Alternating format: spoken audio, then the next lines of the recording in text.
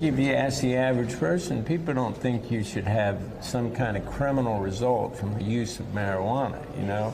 Even if people don't want to smoke it, they don't necessarily want to see you go to jail. And I do think that the thing that needs to happen now is decriminalization and rescheduling or descheduling.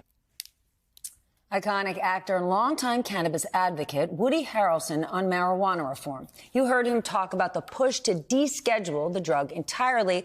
That would remove it from the Controlled Substances Act, making it federally legal. Of course, today is known as 420, the unofficial cannabis holiday. 21 states have legalized recreational pot. 10 other have decriminalized it. For now, it is still classified as a Schedule I drug federally, meaning it's illegal to cultivate, distribute, or possess.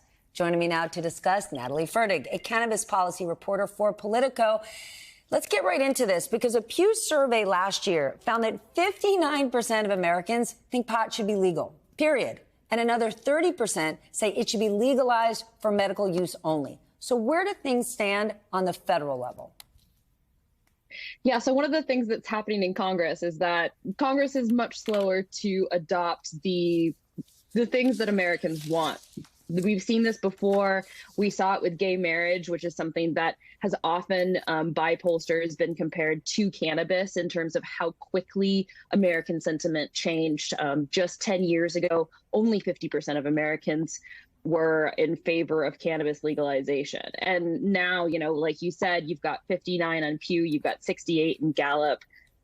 Americans are pro decriminalization of cannabis. In Congress, though, you have an older generation, often of lawmakers, many of whom came of age during Just Say No to Drugs, during DARE, during the Reagan era, when marijuana was really perceived as being a very bad thing that people needed to stay away from.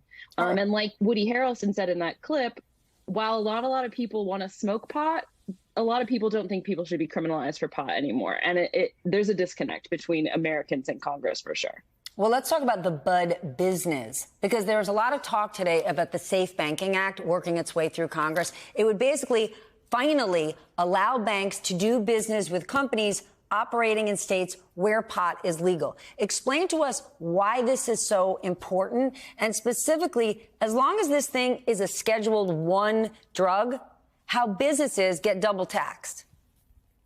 Yeah, so right now, there are some banks in some states that will open bank accounts for cannabis businesses, but they have to pay a big fee. And sometimes those banks are hours from where the business is. So they drive around with tens of thousands of dollars in their glove box sometimes. What the Safe Banking Act would do, it would not solve all of the problems, but it would make it easier for banks around the United States to offer both credit and debit services to banks or to cannabis businesses, but also to give them small business loans. And so you've got a lot of small business owners out there right now who have to either foot the entire bill for their new company on their own, or they have to go in search of venture capital. And that disproportionately impacts especially people of color who traditionally do not have as much access to things like venture capital. The Safe Banking Act would make that a little bit easier, even though it wouldn't solve all of the problems. What you mentioned with taxes is the 280E loophole. And that was a tax code that was passed in the 1980s, and it was intended to keep drug cartels or drug sellers from writing their business expenses off when they were selling cocaine or heroin.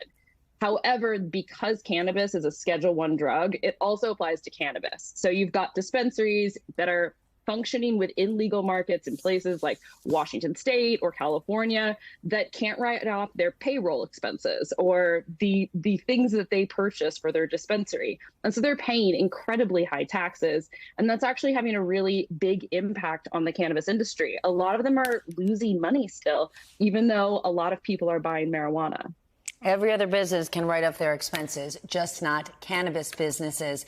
A congressperson pointed out at that summit today that was put on by the cannabis industry, the hypocrisy, the patchwork of different laws across the country. You got some people sitting in prison for years for pot offenses, while other people are making millions of dollars off the legalization of it in certain states. Is there enough political will to, at the very least, expunge the criminal records for cannabis-related offenses? Well, for starters, the federal government cannot expunge state records. And the majority of people who have been put in prison or who have arrest records for cannabis related crimes are at the state level. What the federal government, one of the proposals out there is to give states money so that if there's an expungement program that a state wants to put forward and it's going to cost people paperwork money, or it's going to cost the state, they're going to have to hire people to go through and expunge these records, they would have some funding help from the federal government to do those things. Where the federal government really might move in this Congress, though, is on that Safe Banking Act that we mentioned. And that's where they might attach that bill, which is called the HOPE Act. It's sponsored by Dave Joyce and Alexandria Ocasio-Cortez. And they would attach that potentially to that bill and pass that. But this Congress, they're probably not going to decriminalize marijuana blanketly nationally. Never say never. Congress can do sometimes crazy things that are unexpected, but I don't really anticipate that happening. Natalie Fertig, thank you for being here tonight on 420, of course.